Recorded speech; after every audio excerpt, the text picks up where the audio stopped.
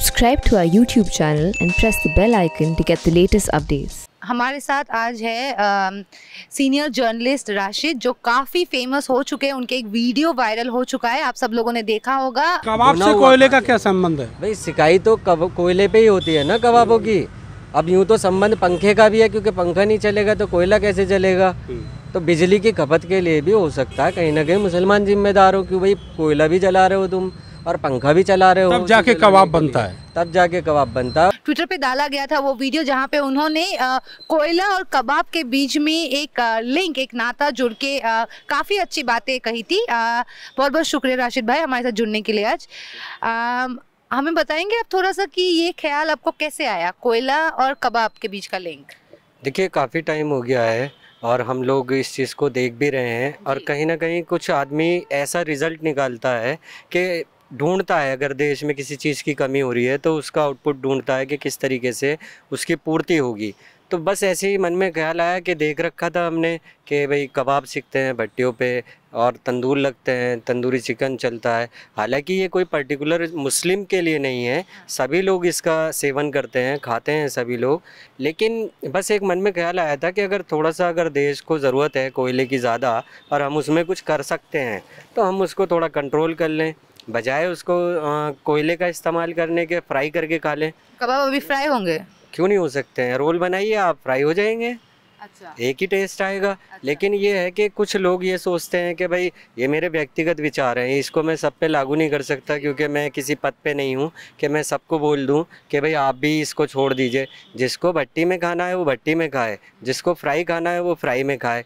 मैं तो कोशिश करूँगा कि अगर देश में कोयले का संकट है तो उसको थोड़ा सा दूर करने की मैं कोशिश करूँगा। अभी मैं फेसबुक पे देख रहा था तो लोगों ने लिखना शुरू कर दिया कोयला जिहाद। तो कोयले को भी जिहाद में आप रख देंगे। हालांकि जिहाद के मायने तो किसी को मालूम नहीं है कि जिहाद होता क्या है, लेकिन बस एक वर्ड निकल गया तो बस वो सबके पास पहुंच जाता है। कबाब से खाने से रोकना मेरा मकसद नहीं है। मेरा मकसद ये है कि मैं अगर घर में भट्टी जला के कोयला खर्च कर रहा हूँ तो मैं उसे बचा लूँ, मैं रोल बना के फ्राई कर लूँगा, टेस्ट आ जाएगा थोड़ा बहुत 19-20। लेकिन आपको ये भी तो लगा था ना, ये अल्टीमेटली जो ये कोयला खत्म हो रहा है, इलेक्ट्रिसिटी का प्रॉब्लम होगा, ये मुसलमानों के ऊपर ही आता बाद में। देखिए कोशिश सरकार करती है, आईटी सेल करता है, एक मुद्दा मिलना चाहिए, किस तरीके से ट्रोल करना है वो मेरे से बेहतर बता सकते हैं, मैं उनके आगे कुछ भी नहीं हूँ। तो वो चीज़ है कि आने वाले टाइम में मुझे ऐसा लगा कि कहीं कबाब को लेके मुसलमानों को ट्रोल ना किया जाए कि भाई आप कबाब खा रहे हो। भाई कबाब को जब पंखे से, अब पंखे का ज़माना तो है नहीं जो कोयले आप पंखे से चलाएंगे, तो जाहिर सी बात है एक टेबल फ़ैन का भी इस्तेमाल होगा।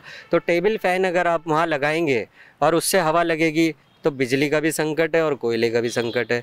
तो दूर करना हमारी जिम्मेदारी है, इसको अन्यथा ना लें और इसको ये सोचें कि अगर हम 10, 20, 50 किलो कोयला कबाबों के ज़रिए बचा सकते हैं तो बचा लें। हो सकता है उससे एक ट्रेन यहाँ से लेकर थोड़ा मुजफ्फरनगर तक चल जाए, इतने कोयले में तो जा ही सकती है। मेरे व्यक्तिगत विचार थे, मुझे ऐसा लगा कहीं हम मुस्लिमों को ट्रोल ना किया जाए, भाई आप कबाबों पे सिकाई कर रहे हो, कोयला वेस्ट कर रहे हो, उस पर पंखा भी चला रहे हो, फ्राई करके खा लो। आप फ्राई करके खा लो यार, क्या दिक्कत है, खाना ही तो है। खाने के बाद कौन पूछ रहा है आपने भट्टी में सेके हैं या उसको आपने फ्राई किया है।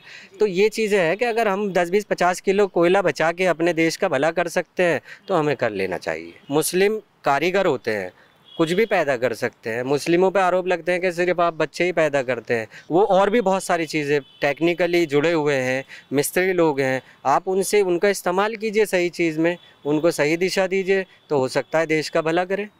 जब से मोदी सरकार का सेकेंड टर्म चल रहा है, ये मोदी गवर्नमेंट, मोदी 2.0 आया है, बहुत सारे वो बोल रहे हैं बदलाव आया है, ये आया है, वो आया है, आपको क्या लगता है बदलाव आया है? बेशक बदलाव आया है। आदमी स्वतंत्र तरीके से जी नहीं सकता, इससे बड़ा बदलाव क्या होगा। अपनी बात नहीं रख सकता, इससे बड़ा बदलाव क्या होगा। आपको याद होना चाहिए कि जब गैस सिलेंडर 400 रुपये का था कितना हंगामा होता था, आज 1000 रुपये पे चुप क्यों हैं। मुझे ये सरकार एक मामले में बहुत अच्छी लगी है कि अगर आपको जनसंख्या कम करनी है तो महंगाई आप बढ़ा दीजिए। जब महंगाई बढ़ जाएगी तो जनसंख्या कम ऑटोमेटिक हो जाएगी। आप थोड़ा सा सोचिए कि जनसंख्या कम करने के लिए जब महंगाई चरम पे पहुंचेगी, इनकम होगी नहीं, तो लोग बाग एक बच्चे से ज़्यादा अफोर्ड नहीं कर सकते, वो एक ही को पाल लें पहले, बाकी तो बात की बात है। तो एक बच्चा रहेगा, जनसंख्या अपना आप कंट्रोल हो गई। और महंगाई बढ़ाएंगे तो हो सकता है एक भी ना हो, नॉर्मल रहेंगे, कम खर्चा होगा, आदमी अपने जीने के लिए कमाएगा, इतना ही खाएगा जितना वो कमाएगा। राशिद भाई, अभी कुछ ऐसे आपकी पत्रकारिता के बारे में हमें थोड़े दर्शकों को बताइए। आपने कब शुरू की थी, कैसा गया आपका ये जर्नलिज्म का सफ़र अब तक? देखिए, मैं 2009 में एक यहाँ लोकल चैनल था सिटी हलचल, उसमें मैंने शुरुआत की थी। अभिषेक शर्मा जी और के शर्मा जी हमारे गुरु हैं, उन्होंने बहुत सारी चीज़ें सिखाई और सबसे अच्छी चीज़ ये सिखाई कि आप पेशेंस रखिए, अपनी बात को सादगी से कहिए, ऐसे अल्फाज का इस्तेमाल मत कीजिए जो सामने वाले को लगे कि हाँ ये बुरा है। आप बहुत कम शब्दों में अगर बड़ी बात सामने वाला समझ जाता है तो उसको पत्रकारिता कहा जाता है।